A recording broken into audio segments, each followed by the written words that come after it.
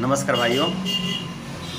कुछ मित्र जो हमसे फ़ोन पर बात करते हैं या व्हाट्सएप पे हमसे संपर्क करते हैं या यूट्यूब पर भी बार बार इस तरह का प्रश्न पूछते रहते हैं कि बचपन में हमसे गलती हो गया, बहुत गलती हो गया, अनजाने में गलती हो गया।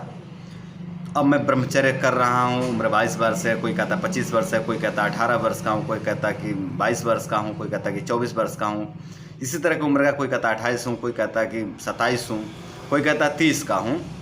तो गलती तो हो गया है बचपन में, अब ब्रह्मचर्य का पालन कर रहे हैं। तो क्या मैं उतना ठीक हो जाऊंगा कि मैं गृहस्थ में रह पाऊंगा, मैं अपने पत्नी को संतुष्ट कर पाऊंगा, मैं अपने पत्नी को खुश रख पाऊंगा? क्या इतनी मैं ठीक हो जाऊंगा? क्या ये शक्ति मेरा वापस आ जाएगा?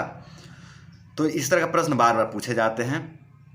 तो देखिए बंधु, इस पर मैं उत्तर यही देता हूँ कि हाँ, आप बिल्कुल ठीक हो जाओगे। आप इतना ठीक हो जाओ कि आप गृहस्थ में जा सकते हो, अपने पत्नी के साथ रह सकते हो, आपके बच्चे हो सकते हैं, आप परिवार में रह सकते हो, पर संयम में रहना पड़ेगा। इतना आप समझ रखिए कि आपको संयम में रहना है।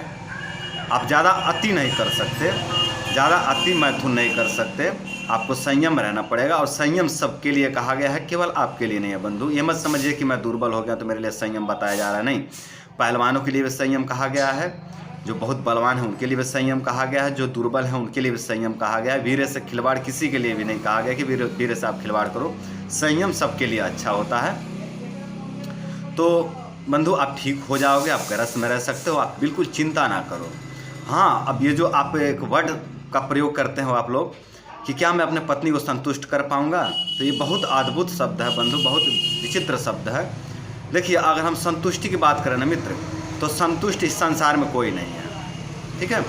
और वीर है कोई संतुष्टि देने के लिए तो नहीं है। वीर है पत्नी को संतुष्ट करने के लिए आप वीर को अगर खर्च करने लगे तो आप बर्बाद हो जाओगे। पत्नी आपकी संतुष्ट नहीं होगी, या फिर कोई भी स्त्री संतुष्ट नहीं होगी जब तक कि उसको समझ ना हो स्त्री को, जब तक कि उसको ना लगे कि मेरा पति का जो है कि प्राण है या इसका जीवन है, ये वीर है जो है कि इसका जीवन है, उसको ये जब तक समझ ना बने और वो आपकी रक्षा ना करे और आप अपनी रक्षा ना करें, तब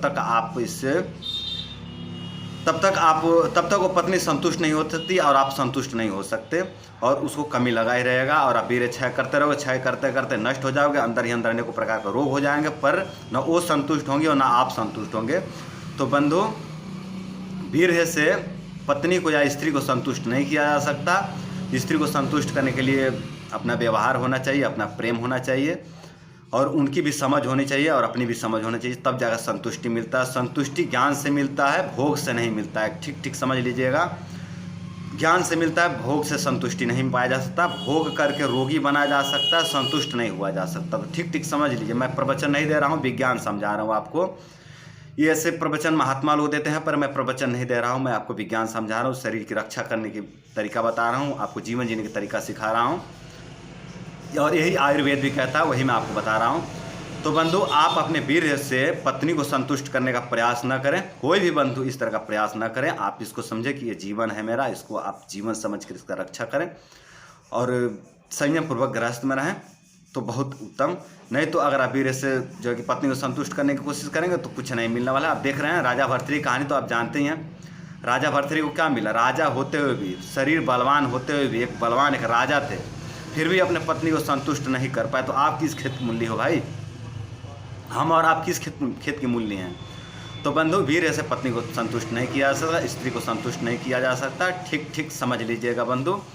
तो आप अगर गृहस्थ में रहने की बात करें, संयम पूर्वक गृहस्थ में रहने की बात करें, तो आप ठीक हो जाओगे, आप संयम पूर्वक रह पाओगे।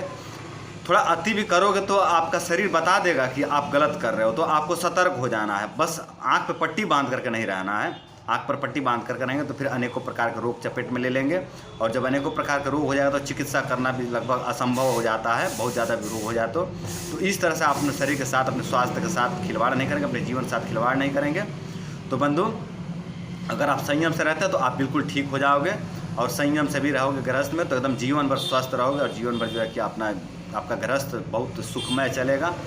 उतने रोग दोष नहीं आएंगे, उनको भी, आपके धर्मपत्नी को भी और आपको भी, आप दोनों जन ही लंबे समय तक स्वस्थ जीवन जिएंगे।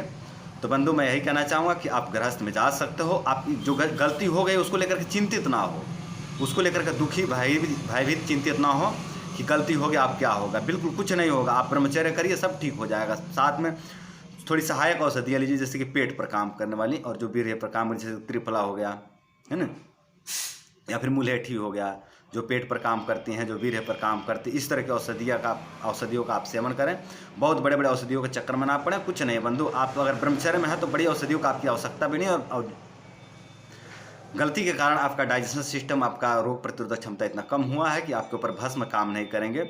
हाँ, अगर लंबे समय तक आप ब्रह्मचर्य में रहते हैं और आपका डाइजेशन सिस्टम ठीक हो जाता है, आपका रोग प्रतिरोधक क्षमता बढ़ जाता है, तब आप बड़ी दवाइयों का, भस्म वगैरह का भी प्रयोग कर सकते हैं, पर उसकी आवश्यकता नहीं है। कर सकते हो, आपको डाइजेस्ट होने लगेंगे बाद में, साल 1.5 साल के बाद, पर उसकी भी आवश्यकता नहीं मित्र। आप ब्रह्मचर्य से अपना गृहस्थ में जाने लायक हो जाओगे।